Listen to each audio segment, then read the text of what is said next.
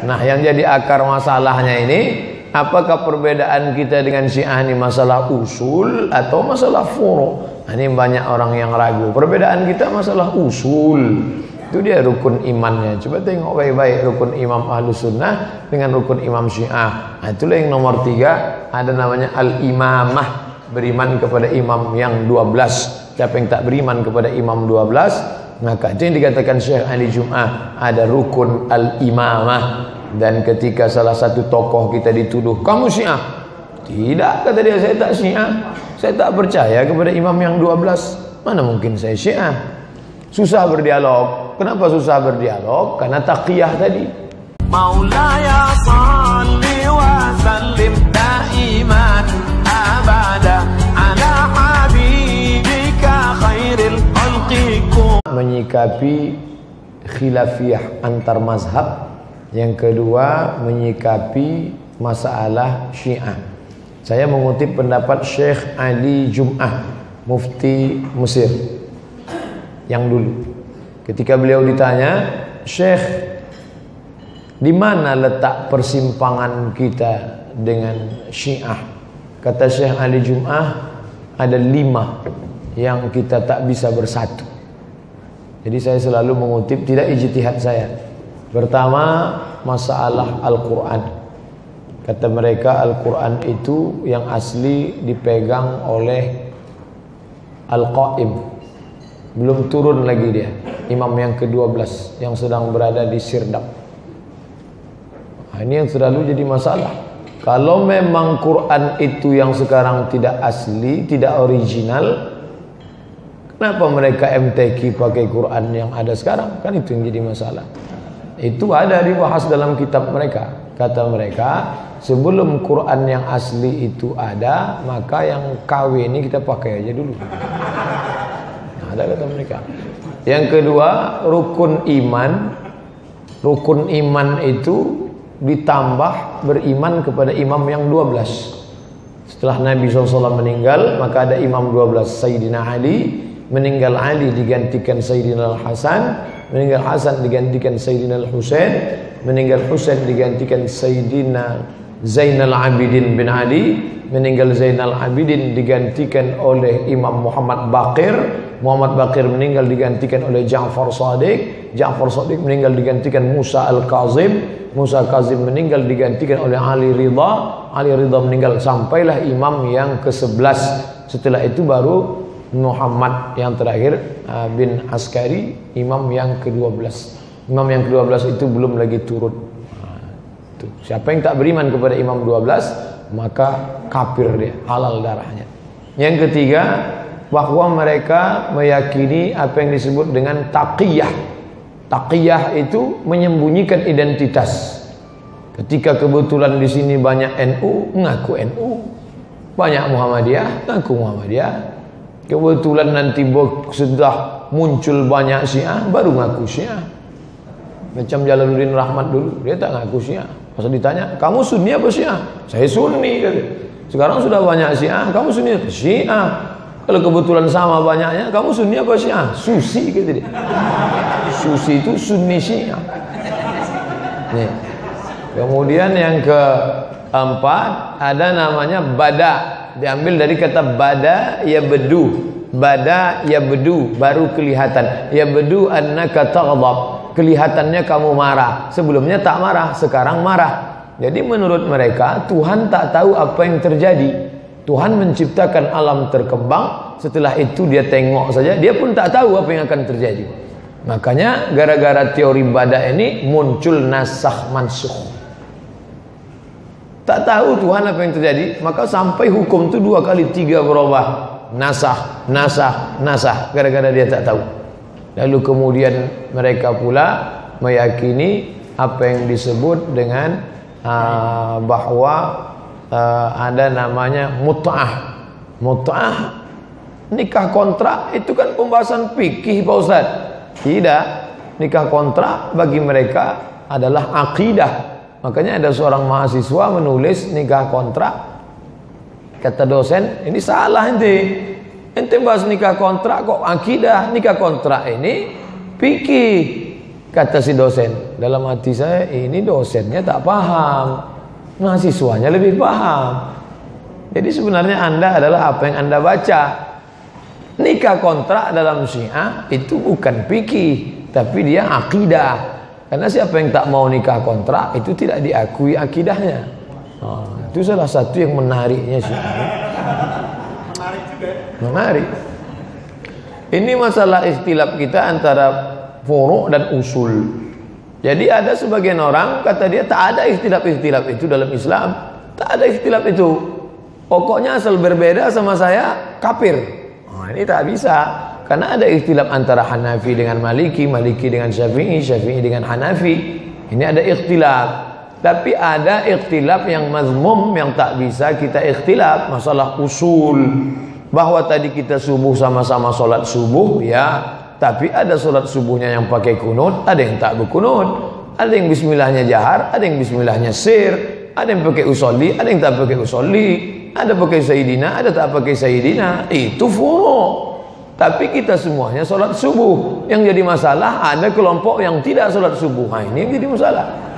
Dulu anak NU sama Muhammadiyah sampai berkelahi gara-gara sholat subuh ini. Sekarang alhamdulillah tak lagi ada anak muda NU Muhammadiyah tak berkelahi, tak lagi berkelahi karena sama-sama tak sembahyang subuh. Ini. Nah, yang jadi akar masalahnya ini, apakah perbedaan kita dengan Syiah ini masalah usul atau masalah furu'? Ini banyak orang yang ragu. Perbedaan kita masalah usul. Itu dia rukun imannya. Coba tengok baik-baik rukun imam Ahlus Sunnah dengan rukun imam Syiah. Itulah yang nomor 3, ada namanya al-imamah, beriman kepada imam yang 12. Siapa yang tak beriman kepada imam 12, maka itu yang dikatakan Syekh Ali Jum'ah, ada rukun al-imamah. Dan ketika salah satu tokoh kita dituduh, kamu Syiah? Tidak, kata dia, saya tak Syiah. Saya tak percaya kepada imam yang 12. Mana mungkin saya Syiah? Susah berdialog. Kenapa susah berdialog? Karena taqiyah tadi. Tak bisa kita dialog. Karena ketika sama dia, kamu Syiah? Enggak, saya Ahlus Sunnah, kata dia. Taqiyah, menyembunyikan dirinya. Bagaimana orang yang tak mau bertaqiyah? Taqiyah itu 9/10 agama. Tis'ata a'syar din fit taqiyah, la dina liman la taqiyatalah. Siapa yang tak mau bertaqiyah maka tak ada agama. Taqiyah itu agama. Makanya paling susah dialog. Dialog dengan Kristen bisa, dialog dengan Yahudi bisa. Karena orang Kristen, orang Yahudi bangga dengan identitasnya, tapi mereka tidak. Dia bersembunyi di balik identitas yang lain. Kalau hinggap dia di dinding yang coklat, dia jadi coklat. Hinggap dia di dinding putih, dia jadi putih. Ini susah kita. Apa hukum taqiyah? Wattaqiyatu wajibatun. Taqiyah itu wajib. Taqiyah hukumnya wajib. Dari mana Ustaz ambil? Dari kitab Al-I'tiqadat halaman 114-115. Kata dia, kadang-kadang disebut Isna Asyariyah, kadang-kadang mengaku Ja'fariyah, kadang-kadang mengaku Zaidiyah. Kami ini pengikut Imam Zaid. Padahal antara Zaidiyah dengan Isna Asyariyah, Isna Asyar 12. Mengapa disebut 12? Karena dia percaya kepada imam yang 12. Zaidiyah, Ustadz mengkaji masalah Syiah, padahal Ustadz sendiri selalu ngutip dari buku Syiah. Mana? Nailul Autar Syaukani, Subulus Salam Son'ani, Subulus Salam Imam Son'ani. Son'ani itu Syiah Zaidiyah. Berlindung di balik Zaidiyah. Perbedaan antara Zaidiyah amat sangat jauh. Zaidiyah tetap mengakui kekhalifahan Abu Bakar dan Umar. Sedangkan Rafidah diambil dari kata Rafidah, menolak Zaid. Karena Imam Zaid mengakui Abu Bakar dan Umar. Oleh sebab itu kata Imam Syafi'i, la tusalli khalfa Rafidhi. Jangan kau solat kalau imammu itu Syiah Rafidah. Kata Imam Al-Buaiti, murid Imam Syafi'i, sifhum lana. Hai Tuan Guru, hai Imam Syafi'i, apa sifat mereka? Man qala inna Aba Bakrin wa Umar laysa bi imamaini fahuwa rafidhi. Siapa yang mengatakan Abu Bakar dan Umar tak layak jadi imam, maka dia adalah Rafidah. Ciri kalau dia caci maki. Oleh sebab itu kata Sayyid Muhammad Alawi bin Abbas Al-Maliki, ulama besar ahli hadis dari Makkah, khatul ahmar, garis merah. Garis merah antara kita dengan Syiah adalah pada sahabat. Kalau sekali dia mencaci maki sahabat, di situ sudah nampak beda kita. Awal-awal pengajian, cinta ahli bait, cinta Sayyidina Al-Hasan, cinta Sayyidina Al-Husain, cinta Sayyidatuna Fatimah. Kita pun semuanya cinta. Tapi pas lama-lama ternyata yang paling layak jadi khalifah itu adalah Sayyidina Ali dan Abu Bakar, Umar. Merampas di situ baru nampak perbedaan perpisahannya. Pertemuan pertama sama-sama sedih. Sedihnya kita meninggalnya Sayyidina Husain di Karbala. Ya Husain, saya pun cinta pada Husain, saya pun cinta pada Fatimah. Innal Hasan wal Husain sayyida syababi ahlil jannah. Hadis sahih. Sayyidina Al-Hasan, Sayyidina Al-Husain adalah pemimpin pemuda ahli surga. Di situ kita sepakat. Tapi ketika sudah mengatakan bahwa Abu Bakar dan Umar merampas kekuasaan Ali, di situ baru nampak garis merahnya, nampak perbedaannya. Nanti lama-lama akan ketahuan. 40 masalah Syiah yang ditulis oleh Renita, istri Jalaluddin Rahman, dibuatnya di situ. Abu Bakar LA. Apa arti LA? Laknatullah alaih. Ada bukunya, dicetak, disebarkan. Untungnya kita malas membaca, maka tak nampak. Ustadz ngejek ya, saya pun tak pernah baca buku itu. Ditunjukkan orang baru saya simpan. Ada filenya, nanti saya kasih ke bapak ustadz-ustadz kita sekalian. Lalu kalau begitu Sayyidina Al-Hasan, Sayyidina Al-Husain, Zainal Abidin, Imam Bakir, Ja'far Shadiq itu jahat. Mereka tak jahat. Mereka ini dikriminalisasi. Sama dengan Isa, dengan Maryam. Ketika dibuatkan ini patung Isa, ini patung Santa Maria, salahkah Isa? Salahkah Maryam? Tidak. Maryam tak salah, Isa tak salah. Lalu orang-orang yang mencomot nama Isa dan Maryam itulah yang salah. Maka dalam kasus ini mirip antara Kristen. Markus, Matius, Lukas, Yohanes, Paulus sudah melakukan kesalahan besar dengan menarik-narik, menyeret-nyeret Isa dan Maryam. Dan datang Nabi Muhammad SAW membersihkan nama Maryam. Maka dibuat satu surat, surat Maryam. Nabi Isa alaihissalam 2 surat membersihkan dia. 1 surat atas nama datuknya Ali Imran. Imran punya istri namanya Hanna. Hanna punya anak namanya Maryam. Maryam punya anak namanya Isa. Surat Maryam bercerita begitu juga tentang Sayyidina Al-Hasan, Sayyidina Al-Husain, Sayyidatuna Fatimah. Mereka orang baik-baik. Tapi Al-Kulaini yang datang belakangan, man la yahduruhul faqih, kitab-kitab Syiah mengambil, mencomot nama mereka. Ini kita mesti jeli. Jangan sampai kita dikatakan benci Ahlul Bait. Saya pecinta Ahlul Bait, saya pecinta Sayyidina Ali, saya pengagum Sayyidina Al-Husain. Ada masalah-masalah yang kita tak boleh ikhtilaf. Masalah Allah, masalah Nabi, masalah Quran, masalah sahabat. Itu bukan domain ikhtilaf. Ada kita boleh ikhtilaf, ada kita tak boleh ikhtilaf. Tadi dikatakan Ustaz Abdul Somad pandai-pandailah memilih ombak dan gelombang. Di sini ada NU, di sini ada Muhammadiyah. Saya sampai hari ini alhamdulillah belum pernah berkonflik dengan NU, belum pernah bermasalah dengan Muhammadiyah. Bahkan beberapa minggu yang lalu ada SMS masuk. Saya amat sangat kagum dengan ceramah-ceramah Ustadz. Lanjutkan perjuangan, Profesor Dr. Yunahar Ilyas. Saya terkejut, masa profesor mau nge-SMS saya? Saya kontak kawan di Jakarta. Apa betul nih nomor Pak Yunahar? Betul, kata dia. Oh, ini orang Muhammadiyah. Saya ceramah di Masjid Muhammadiyah. 2 tahun saya ceramah di Masjid Muhammadiyah, Jalan Paus. Saya ceramah di Masjid Muhammadiyah di belakang Ramayana, Jalan Sudirman. Tak ada pernah masalah. Memang saya tak pernah mau jadi imam di situ. Karena saya kan jahar. Kita tahu diri lah. Saya jahar, setiap disuruh maju, maju Ustaz Somad.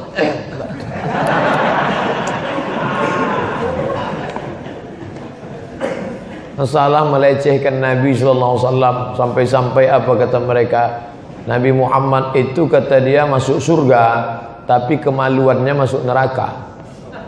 La budda an yadkhula farjuhun nar. Kemaluannya masuk neraka. Kenapa? Li'annahu wati'a ba'dal musyrikat. Karena kemaluannya pernah berhubungan kelamin dengan perempuan musyrik.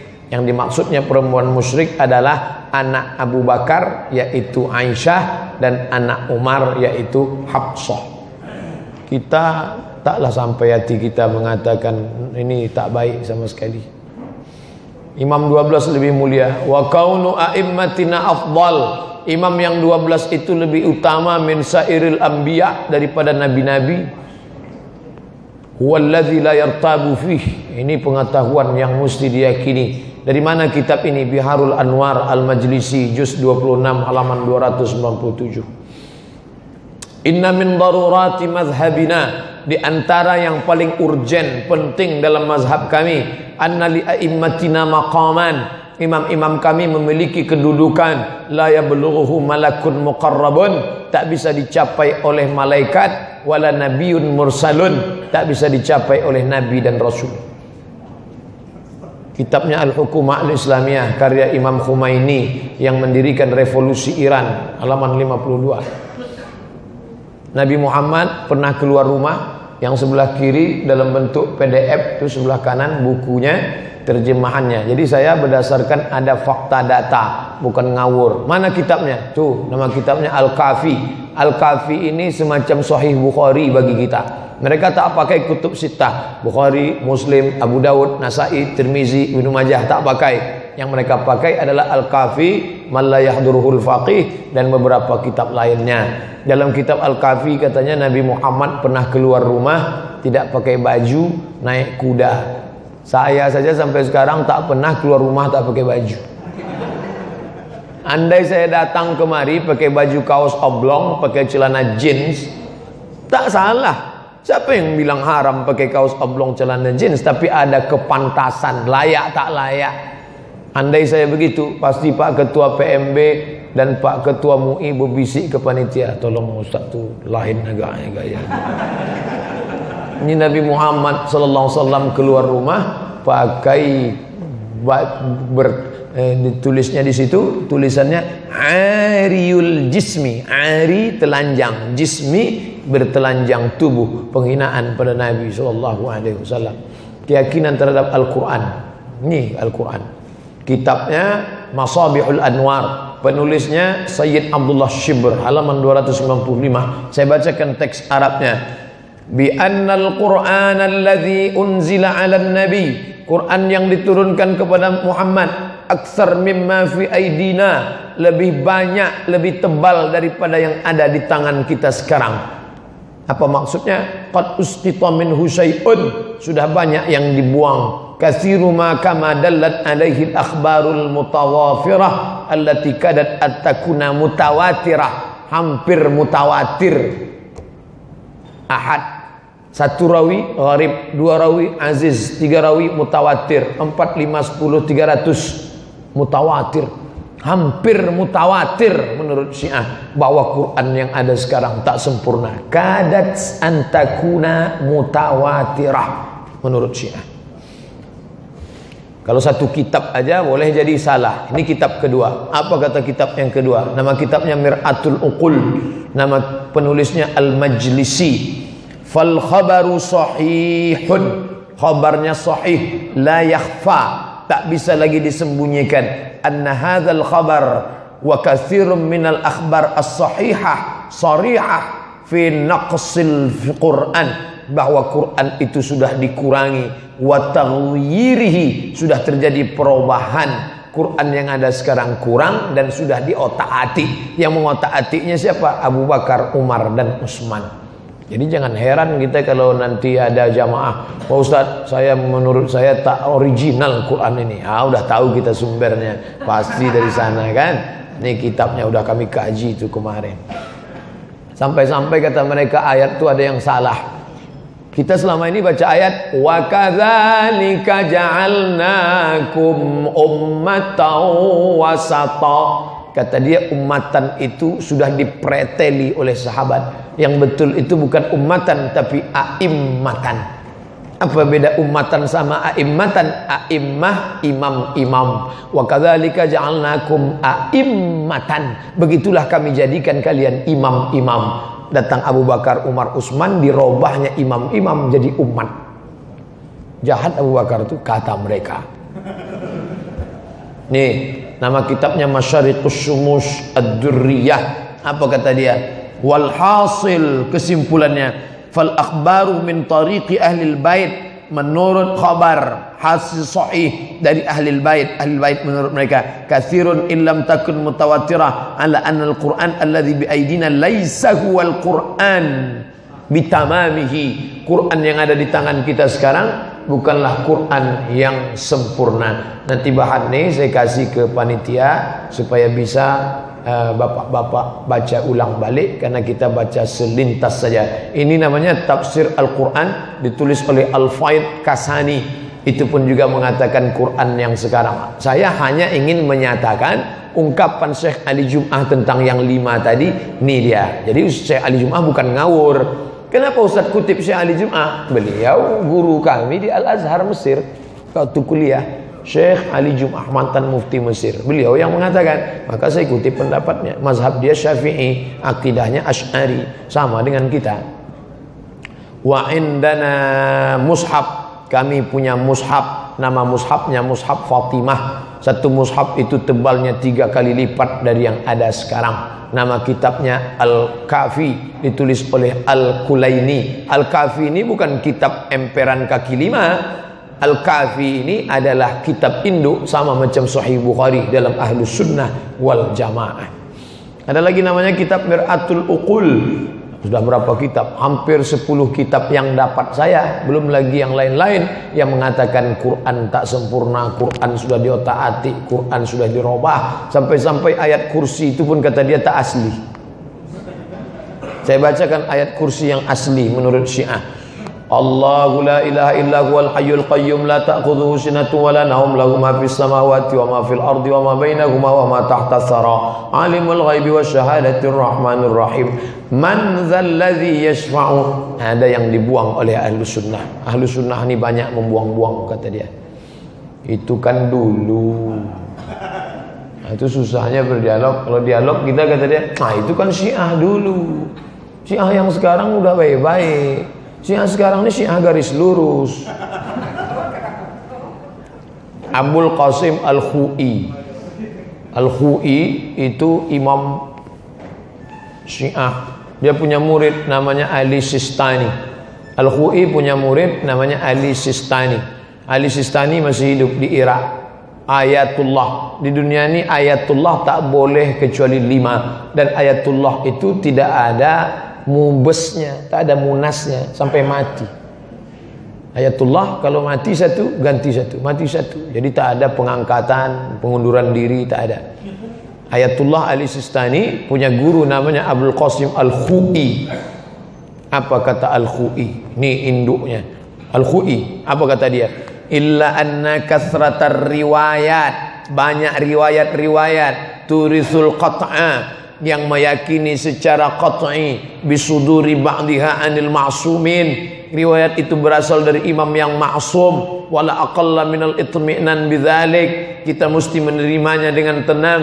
Wa fiha ma ruwiya bi tariqin mu'tabar, menurut riwayat-riwayat yang terpercaya. Fala hajata bina ila takallum fis sanad, tak perlu kita kaji sanadnya. Riwayat semua yang mengatakan Quran tak sempurna itu hadisnya sahih menurut Al-Khu'i Syiah. Tak perlu kaji-kaji, jangan kaji sanadnya kata dia.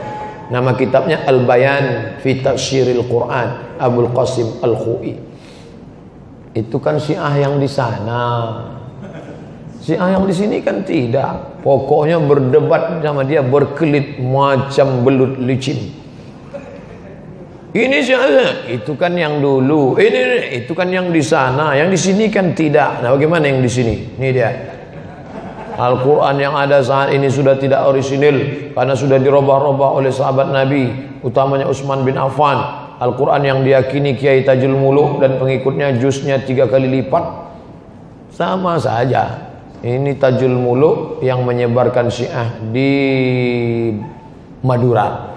Wawancara 30 Desember 2011, kantor Kejaksaan Negeri Sampang, Jalan Jaksa Agung Suprapto. Intinya mau yang dulu mau yang sekarang sama, tak ada beda. Keyakinan Syiah terhadap para sahabat Nabi. Mereka mengkafirkan sahabat Nabi. Ahlus sunnah sahabat Nabi radhiyallahu an. Al-Khalifatul Awwal Abu Bakrin Siddiq radhiyallahu an. Gak bisa ditawar. Jadi kalau ada orang mengatakan, kenapalah kita tak bisa duduk bersanding Pak Ustadz? Apalah salahnya? Kita kan sama-sama asyhadu alla ilaha illallah, kan sama-sama asyhadu anna Muhammad Rasulullah. Ente tak salah kalau sampai di situ. Yang jadi masalah coba lanjutkan. Ada tambahan. Dia mencaci maki sahabat Nabi. Kita duduk sama nih. Saya mengatakan Abu Bakar radhiyallahu an. Tiba-tiba kawan di sebelah mengatakan Abu Bakar laknatullah alaih. Gimana kita bisa duduk bersama? Itulah yang membuat Syekh Yusuf Al-Qaradawi keluar dari At-Taqrib Bainal Mazahib. Zaman Syekhul Azhar Syekh Mahmud Shaltut tahun 70-an, datang mereka ke Kairo, membuat kita tak usahlah kelahi lagi. Mari kita adakan dialog. Dibuatlah satu rumah, nama rumahnya Taqrib Bainal Mazahib, dialog Sunni Sunnah bergandeng tangan. Syekh Qaradawi pernah ikut di situ. Tapi sekarang dia keluar. Pas ditanya kenapa saya keluar, aku tak bisa duduk sama mereka. Setiap aku katakan Abu Bakar radhiyallahu an, Umar radhiyallahu an, kata mereka Abu Bakar laknatullah alaih. Gimana aku mau duduk dekat mereka? Jadi tidak semua ulama yang pro Syiah itu Syiah. Ada yang memang ikut Syiah, ada yang memang benci Syiah, ada yang tidak Syiah tapi pro Syiah. Itu dia yang disebut dengan takrib, dialog Sunni Syiah. Jadi jangan tuduh itu Syiah dia itu. Enggak, dia tak Syiah tapi dia ikut dialog Sunni Syiah. Tapi ada yang sudah keluar. Yang sudah keluar itu yang kita ambil pengalamannya. Kenapa Syekh Qaradawi keluar? Tak bisa saya di dalam. Karena di antara doktrin dogma mereka mencaci maki sahabat Nabi. Mana bukti mereka mencaci maki sahabat Nabi? Ini dia nama kitabnya Al-Kafi. Kenapa Ustaz banyak kutip Al-Kafi, Al-Kafi, Al-Kafi? Karena Al-Kafi itu kitab induknya. Kalau mau mengkaji fikih Syafi'i, kitab siapa yang dipakai? Adapun I'anatut Talibin, memang kitab induk, tapi dia bawah. Kalau mau Syafi'i. Lalu setelah itu siapa yang besar? Dari Imam Syafi'i, Imam Nawawi, Imam kedua, Raudatut Talibin, Al-Majmu' Syarah Muhazzab, Imam Nawawi. Nah, ini tentang masalah kitab mazhab, tentang masalah Syiah. Kitab siapa mau ditengok? Lihat Al-Kafi, induknya. Apa kata Al-Kafi tentang sahabat Nabi? Kana nasu ahla riddah, manusia itu murtad ba'dan Nabi, setelah Nabi Muhammad meninggal. Sahabat-sahabat Nabi itu murtad illa salasah, kecuali salasah, 3 orang. Siapa yang 3 orang itu? Miqdad bin Aswad, Abu Dzar Al-Ghifari, Salman Al-Farisi. Lain daripada tukang kafir. Ngeri itu. Nih, kitab yang kedua, Usul Kafi. Inna ahla Makkah, sesungguhnya orang Makkah itu kafir. Orang Makkah itu kafir. Orang Madinah lebih kafir dari orang Makkah 70 kali lipat. Orang Batam, ini mereka mengkafir-kafirkan. Jadi salah satu perbedaan kita dengan mereka adalah takfiri, mengkafirkan. Jadi kalau sudah tahu ini, nanti mendeteksi di tengah masyarakat, ustadz-ustadznya tak bingung. Ustadz, ini ada pengajian baru di tengah masyarakat kita, agak aneh sedikit. Apa keanehannya? Mencaci maki sahabat Nabi. Apalagi mengajak nikah kontra. Apalagi mengatakan sahabat Nabi itu kafir. Pas ini yang kemarin. Udah kita pegang dia udah.